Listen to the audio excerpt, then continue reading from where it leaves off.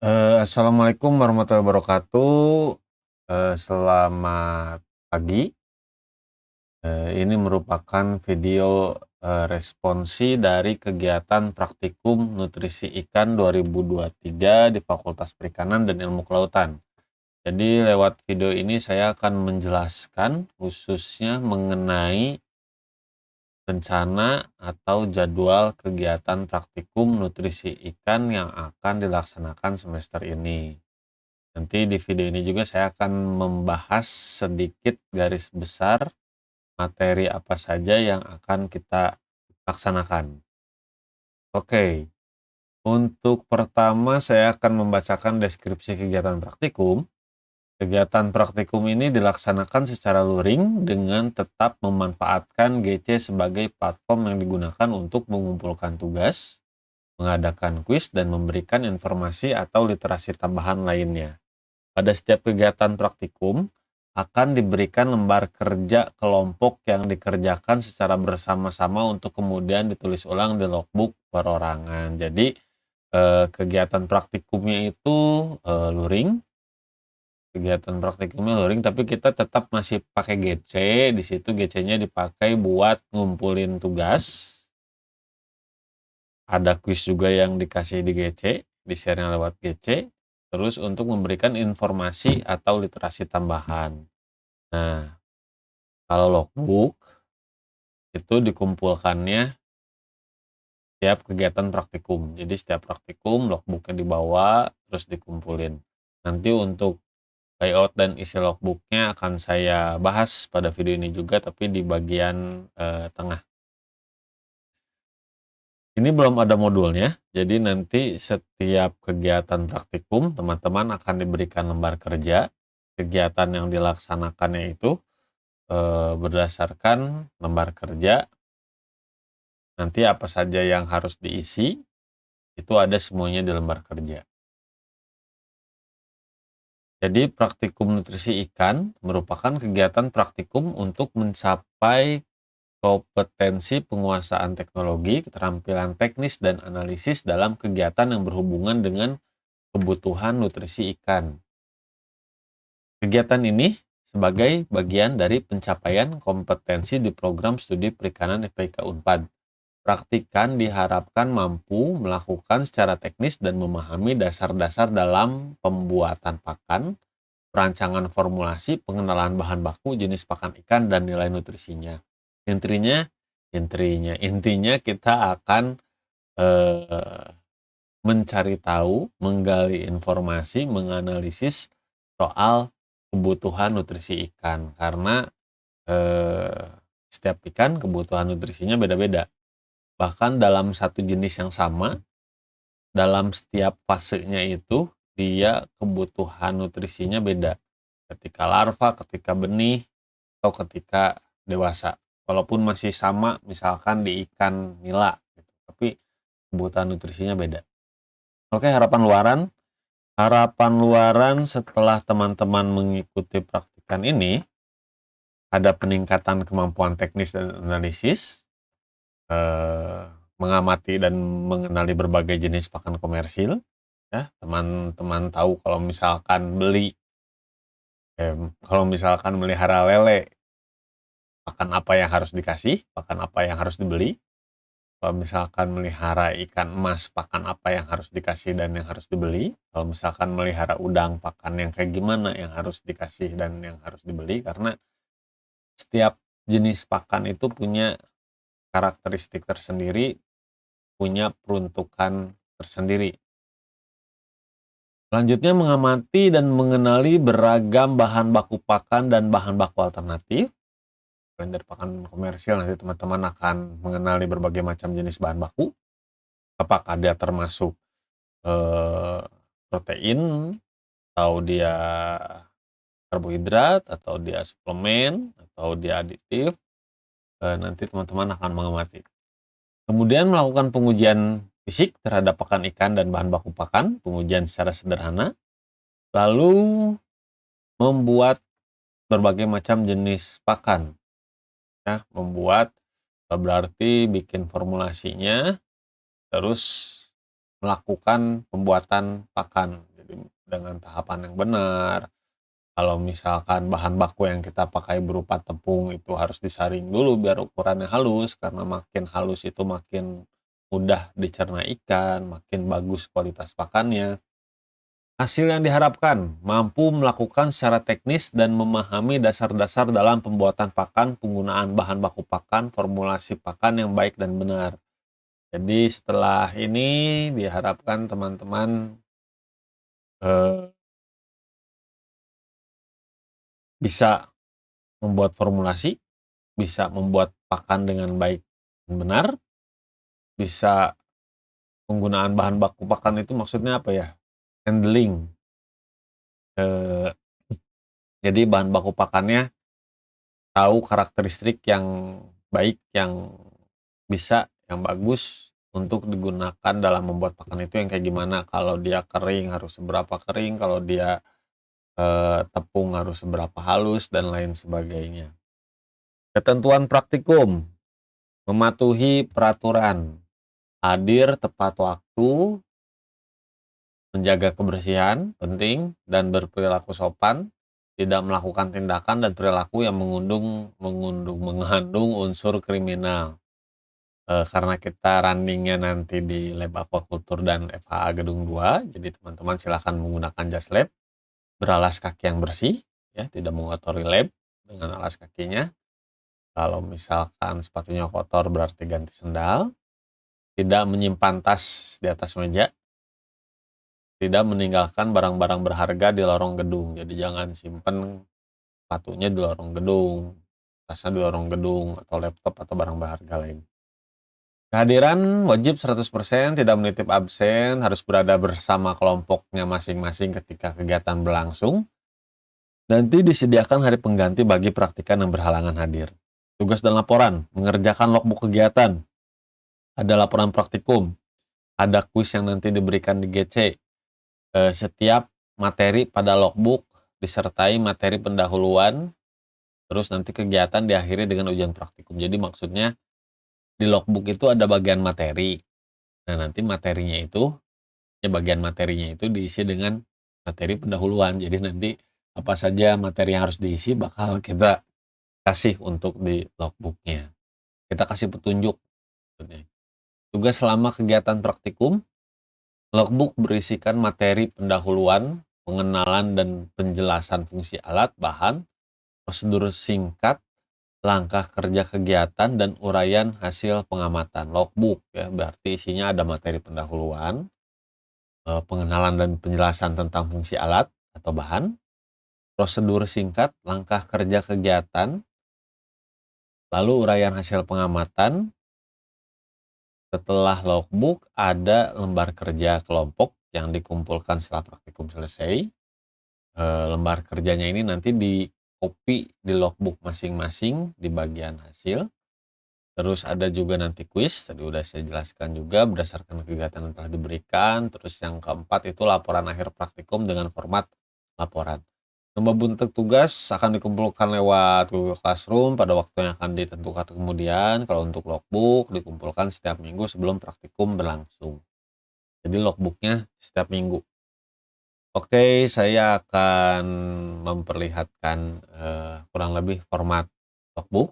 Setiap praktikan memiliki logbook yang diisi berdasarkan materi yang akan dilaksanakan, kegiatan dan hasil yang dilakukan oleh masing-masing praktikan.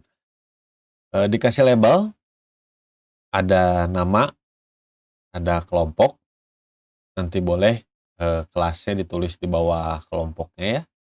Kelompok 5 kelas A gitu misalkan. Nanti NPM-nya juga ditulisnya di bawah namanya aja. Terus nanti di logbooknya ini tuh garis tengah buku ya, garis tengah buku, pakai bukunya buku diktat kampus yang tipis itu ya. Nah itu bagian tengahnya. Jadi kalau ditutup itu ke gini ya, ditutup gini. Nanti silahkan bagian paling kiri diisi tanggal, materi dan kegiatan, lalu di lembar satunya lagi bagian hasilnya saja.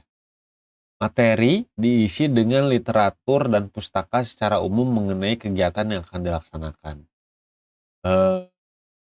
Kegiatan berisikan tahapan kegiatan atau prosedur praktikum yang dilaksanakan. 3.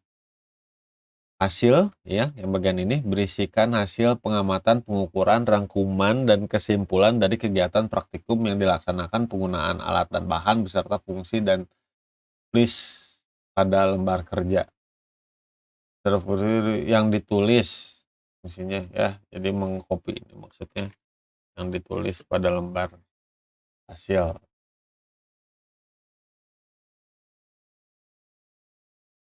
Ya. Jadi tanggal diisi tanggal, materi materi nanti silakan diisi literatur pustaka secara umum mengenai kegiatan yang akan dilaksanakan. Misalkan kalau besok kita akan membahas soal pakan komersil dan bahan baku pakan, jadi silakan nanti teman-teman diisi di sininya. Nanti untuk lebih jelasnya mas saya infokan di GC. Ini misalkan silakan diurai secara umum apa itu pelet, misalkan terus ada berapa jenis pelet, ada pelet terapung, pelet tenggelam, terus fungsinya apa, misalkan. Terus untuk bahan baku pakan ada berapa jenis bahan baku pakan. Terus untuk kegiatannya kita akan melakukan analisa dengan melihat secara langsung, terus mencari sumber literasi lain soal nilai nutrisi dan ukurannya. Terus untuk hasilnya nanti bisa ditempel foto, terus nilai nutrisinya berapa silahkan ditulis, terus cara pemberiannya silahkan ditulis, terus peruntukannya untuk ikan apa silahkan ditulis, dan lain sebagainya. Nanti mengikuti saja seperti apa yang ada di lembar kerja. Oke, selanjutnya akan saya baca sekilas untuk yang jadwal. Kita praktikumnya setiap hari Senin. Nanti kita bakal ketemu tanggal 27 Senin depan. Ini ada yang warna kuning, bagian respons warna kuning berarti bisa teman-teman akses kapan saja. Setelah video ini di-post, teman-teman nonton dan mengakses, berarti teman-teman saya anggap sudah mengikuti kegiatan responsi praktikum. Ya, ini akan saya zoom sebentar biar lebih jelas. Kurang lebih kita ada 9 materi. Ya, karena teman-teman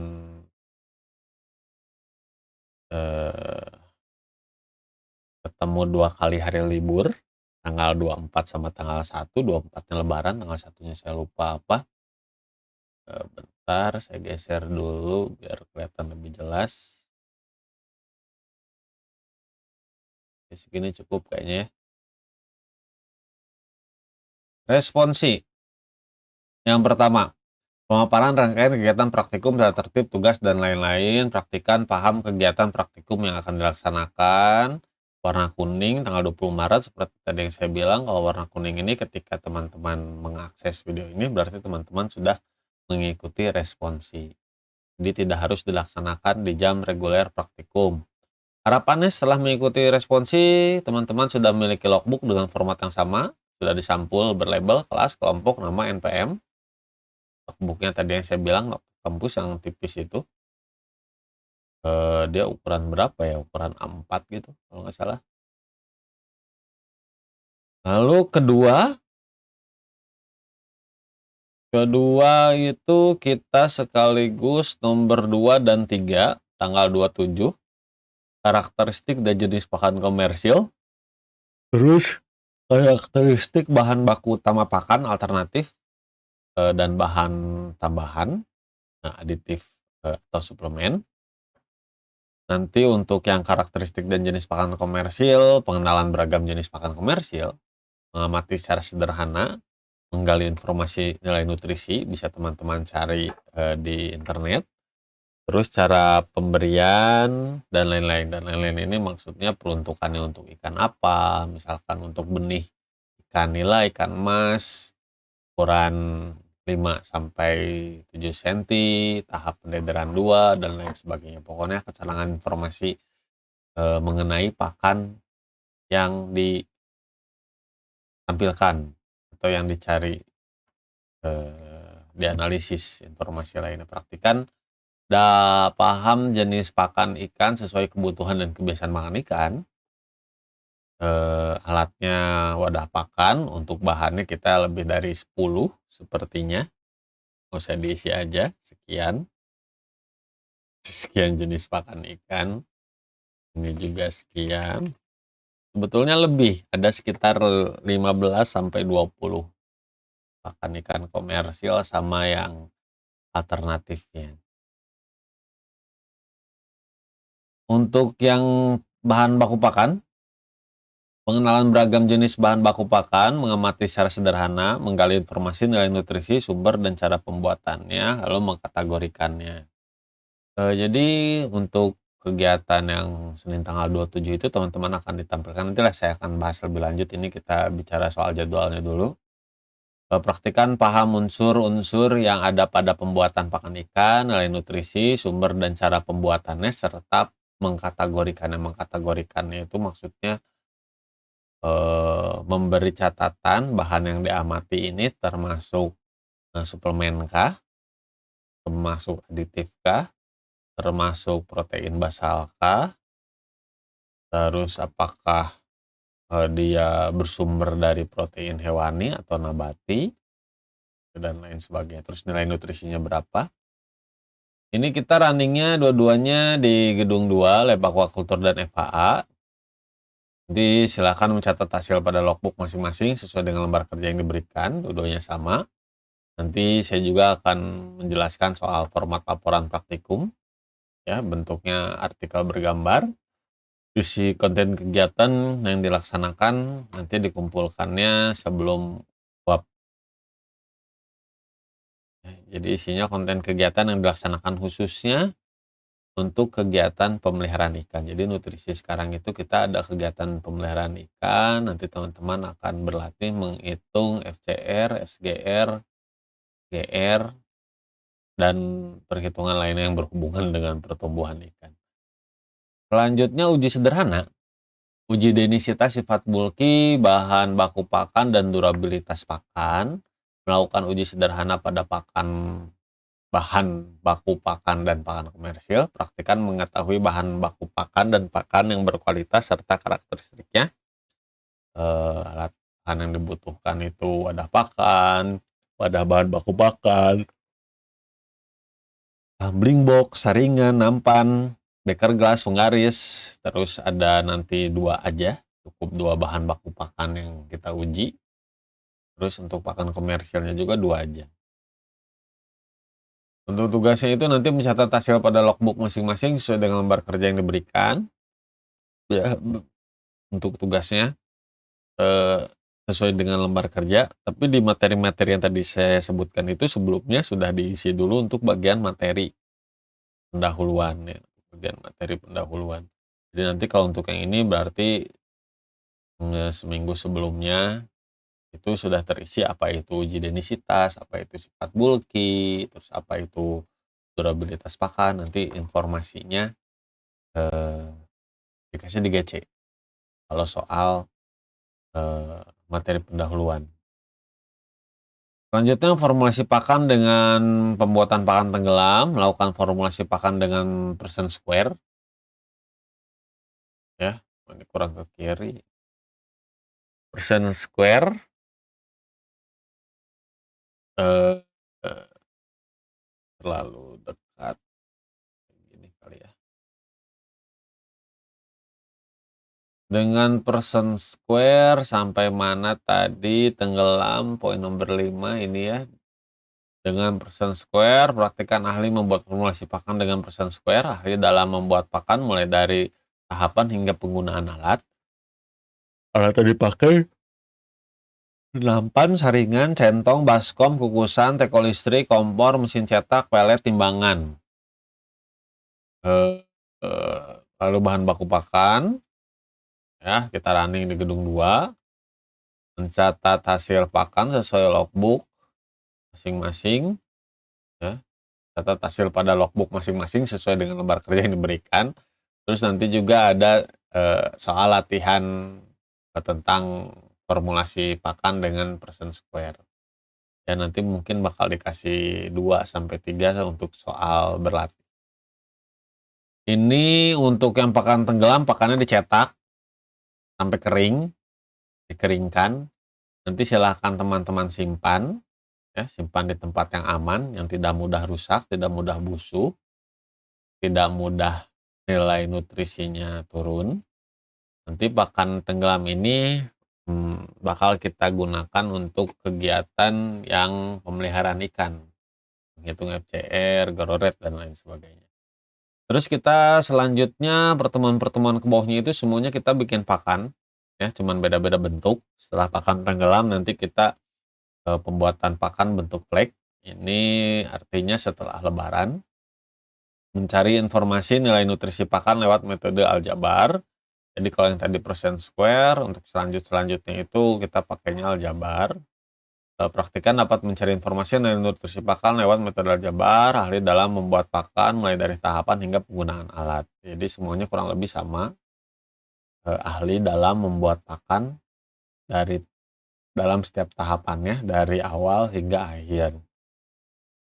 Runningnya semuanya di gedung 4, di gedung 2 Lab Aquaculture dan FAA.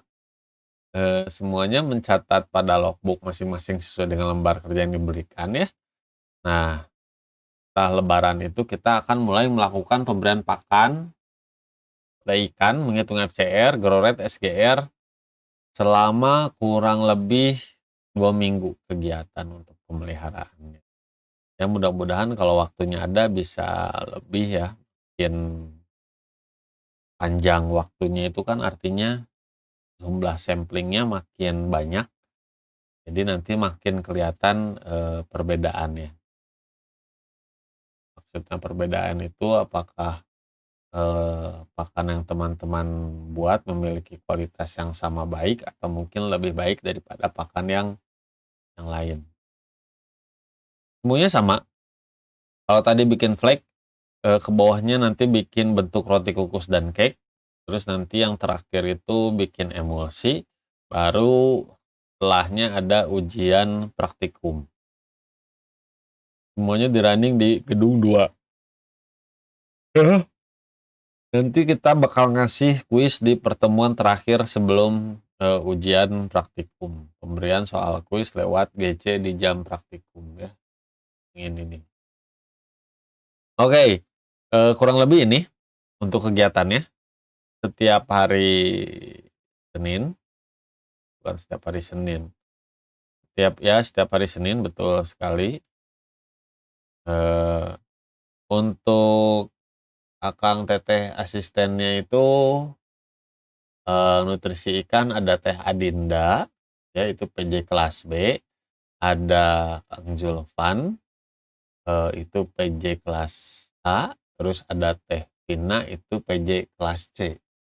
Yang praktikumnya paling pagi itu kelas B 7.30, terus kelas A 9.30, terus kelas C, di jam 1 ya. Jadi akang teteh asistennya nanti selain dari saya ada juga, Teh Adinda, Kang Julfan, sama Teh Vina.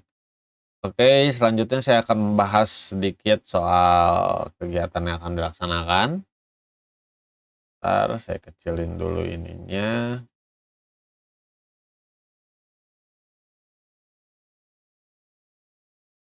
Oke, segini cukup kayaknya. Nah, segini.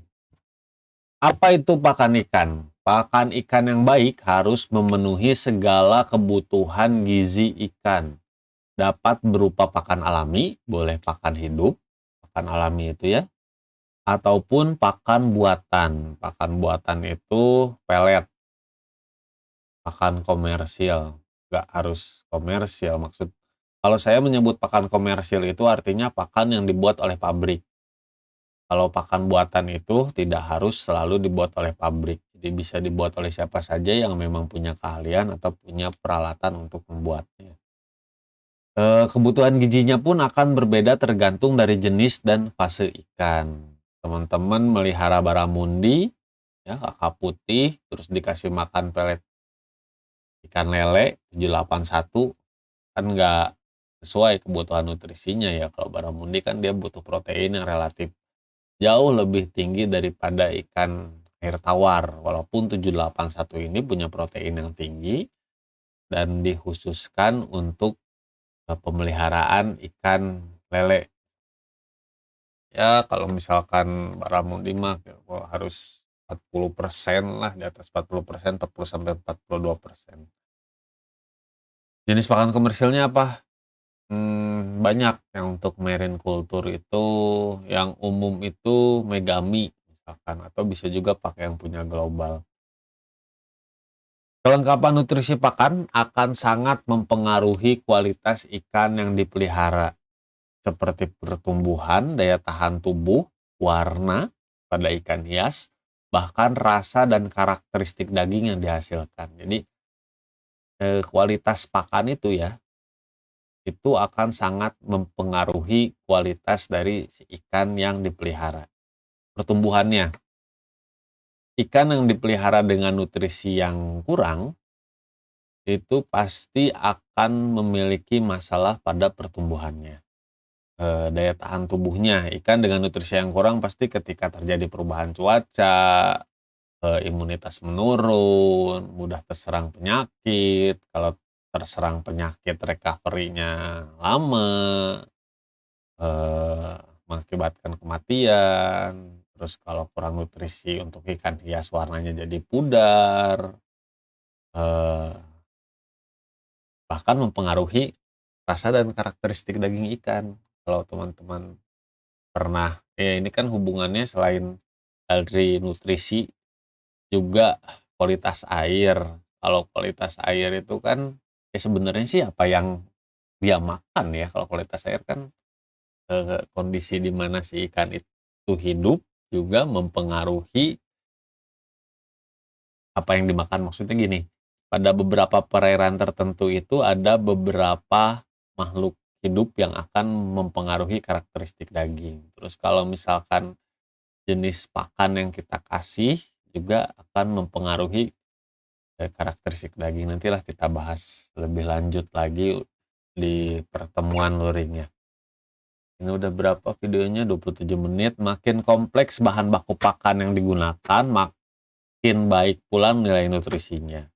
Misalkan teman-teman bikin pakan dengan 3 bahan baku, terus ada teman kamu yang bikin dengan 5 bahan baku. Nah, nilai nutrisinya itu bakal lebih baik yang 5 bahan baku.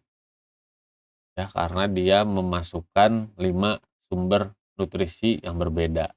Kalau yang 3 ini mungkin dia cuman punya protein, terus karbohidrat, terus, lemak misalkan. Sementara yang 5 ini dia bakal ada nanti vitaminnya, terus nanti bakal ada, suplemennya, terus misalkan proteinnya juga dia lebih kompleks campuran antara nabati dan hewani, atau mungkin hewaninya dia dari tepung udang dan juga tepung ikan. Jadi intinya semakin kompleks bahan baku yang digunakan, biasanya nilai nutrisinya akan semakin baik. Terus yang penting juga tahapan pembuatan akan mempengaruhi kualitas pakan yang dihasilkan. Ya teman-teman tahapannya tidak baik, salah, akan mempengaruhi, pakan yang dihasilkan. Misalkan bahan baku pakannya tidak ditepungkan secara halus atau tidak disaring, itu akan mempengaruhi kualitas pakan. Terus dicampurnya tidak rata juga itu akan mempengaruhi kualitas, pakan. Atau misalkan terlalu banyak, bahan tertentu, terus pakannya jadi terlalu keras, itu juga mempengaruhi kualitas pakan. Atau misalkan dijemurnya terlalu panas, itu akan mempengaruhi kualitas pakan. Pokoknya tahapan ini juga mempengaruhi, kualitas pakan. Untuk prosesnya, ya ini secara umum saya bacakan, penepungan, penakaran, pencampuran, pembentukan, pengeringan. Penggilingan dilakukan untuk memperkecil ukuran bahan baku menjadi tepung sehingga meningkatkan daya cerna dan daya rekat pakan. Makin halus itu makin bagus, ya mudah dicerna, terus kompak. Kompak tuh apa ya maksudnya tuh? Sekol, sekol gimana? Padat apa sih? Kieu tah. Jadi tidak mudah larut di dalam air. Penakaran, penimbangan bahan baku disesuaikan dengan jumlah presentasi atau komposisi formula, ya. Jadi ditimbang dengan baik dan benar. Campuran dilakukan dengan mixer agar merata dan homogen sehingga bagian pakan yang dihasilkan memiliki komposisi zat yang sama. Jadi kalau misalkan dicampur itu silahkan campur dari jumlah yang paling kecil ke yang paling banyak. Pembentukan adonan pakan kemudian dicetak untuk mendapatkan bentuk pelet sesuai kebutuhan ikan. Pengeringan pelet dapat dilakukan dengan oven pengering atau melalui matahari. Pakan yang kering itu kadar airnya ada di bawah 12%. Dikemas di bawah 10%, biasanya dikemas dengan kantong plastik maupun karung, kemudian simpan di tempat yang kering dan tidak terpapar sinar matahari langsung. Oke, terus saya akan bacakan komponen pendukung dalam pakan, ini secara umum ya. Protein, karbohidrat, binder, vitamin, mineral, sama aditif. Protein itu nutrien yang paling penting untuk menunjang pertumbuhan ikan. Ya, adalah kandungan protein. Sumber protein pakan antara lain tepung ikan, tepung kedelai, tepung cacing, dan lain sebagainya. Ini kita bicara secara umum, tidak bicara jenis protein lain. Ini protein kasar, kita tidak bicara amino dan lain sebagainya ya. Karbohidrat sebagai sumber energi pemberi rasa manis pada makanan, penghemat protein, membantu pengeluaran feses. Intinya karbohidrat itu sumber energi untuk ikan, bukan penunjang pertumbuhan, beda sama kita. Kalau kita itu penunjang pertumbuhannya, ya salah satunya karbohidrat. Binder bahan perekat, sumber karbohidrat juga merupakan perekat, jadi tidak harus menambahkan binder, apalagi dalam jumlah yang banyak karena sebagian besar karbohidrat ini digunakan juga sebagai bahan perekat. Vitamin mineral aditif, vitamin merupakan zat organik yang dibutuhkan ikan dalam jumlah kecil, namun perannya sangat vital. Perannya untuk mempertahankan kondisi dan daya tahan tubuh. Vitamin pada umumnya tidak dapat disintetis oleh tubuh ikan ya. Tubuh ikan tidak dapat mensintetis vitamin. Jadi harus dipenuhi dari luar atau pakan. Jadi harus kita kasih secara eksternal. Mineral memainkan peran penting untuk membangun struktur ikan dan dalam fungsi metabolisme. Jadi kurang lebih ada 4 komponen itu ya. Protein ini juga ada protein suplemen, ada protein basal, terus ada yang dari nabati, ada juga yang dari hewani. Kita lanjut aja untuk penjelasan materi kegiatannya. Karakteristik jenis pakan ikan, bahan baku pakan alternatif, konvensional, dan pakan komersial. Ini contoh tepung ikan, ini contoh tepung kedelai, ini berbagai macam jenis pelet. Ada yang panjang-panjang, ada yang bulat-bulat, ada yang bulat besar, ada yang crumble kasar, ada yang crumble halus. Ya, jadi ini peruntukannya berbeda tergantung dari ukuran, tergantung dari jenis. Jenis itu maksudnya kita larinya ke kebiasaan makan ikan, apakah dia biasa makan di dasar perairan atau di permukaan. Nanti untuk kegiatan yang ini praktikan melakukan pengenalan karakteristik berbagai jenis pakan ikan berdasarkan jenis ikan, ukuran ikan, dan kebiasaan makan ikan. Dalam kegiatan ini praktikan diberi berbagai jenis pakan ikan dan menganalisisnya secara sederhana. Pengenalan karakter bahan baku pakan, praktikan melakukan pengenalan karakteristik dan fungsi dari berbagai bahan baku pembuat pakan, baik bahan baku pabrik, alternatif, atau tambahan. Jadi intinya begini, teman-teman akan dikasih berbagai macam pelet dan berbagai macam bahan baku pakan. Ya, silakan teman-teman ikuti lembar kerjanya. Misalkan di lembar kerja dokumentasikan, silakan didokumentasikan. Nanti dokumentasinya di print terus ditempel di logbooknya, terus ditulis pelet apa, misalkan bintang 88. Terus nanti situ ada perintah termasuk ke dalam jenis pakan apa, jenis pakan tenggelam, berapa nilai nutrisinya ditulis, protein sekian, karbohidrat sekian, lemak sekian, terus peruntukannya untuk ikan emas misalkan, terus kasih keterangan lainnya, ikan emas, stadia pendederan misalkan, atau stadia pembasaran, dan lain-lain hal sebagainya. Untuk yang tepung ikan juga sama. Silakan nanti didokumentasikan, terus dicium aromanya, misalkan, amis, terus, dia dibuat dari apa si tepung ikannya ini, eee, terus nilai nutrisinya berapa, terus dia termasuk ke dalam jenis, sumber protein, berarti sumber proteinnya ini dia sumber protein hewani dan informasi, lainnya. Nah, intinya kayak gitu. Untuk selanjutnya itu uji sederhana, bulky, densitas, durabilitas bahan. Praktikan melakukan uji bulky dan densitas bahan pakan. Dalam kegiatan ini praktikan mengukur densitas bahan pakan dengan mengamati pemisahan partikel, bahan, dan ukuran dan menganalisisnya terhadap kecernaan ikan. Uji bulky bahan pakan dilakukan dengan perendaman pada air dan mengamati bagian yang terapung atau tenggelam dari bahan pakan tersebut. Dilakukan pengadukan secara perlahan untuk pengamatan lanjutan dan kadar keterlarutan pakan. Nanti untuk durabilitasnya kita pakai tumbling box, yang diuji durabilitasnya itu pakan komersial, jadi pelet yang sudah jadi. Ini pokoknya tidak sulit, kita hanya akan menganalisisnya secara sederhana. Eee, Banyak sih cara menganalisis bahan baku pakan.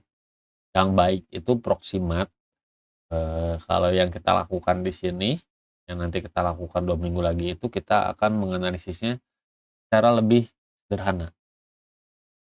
Formulasi pakan dan pembuatan pelet. Dilakukan pembuatan pelet. Dalam kegiatan ini praktikan akan membuat pelet tenggelam dengan menggunakan mesin pencetak pelet. Bahan ditimbang berdasarkan formulasi yang telah dibuat. Dilakukan penghomogenan pakan dengan bantuan air, pasta, kemudian dicetak dengan mesin dan dilakukan pengeringan. Pelet tenggelam yang telah jadi kemudian dianalisis karakteristiknya, terus nanti dicoba dikasih makan ke ikan untuk dilihat, pertumbuhannya.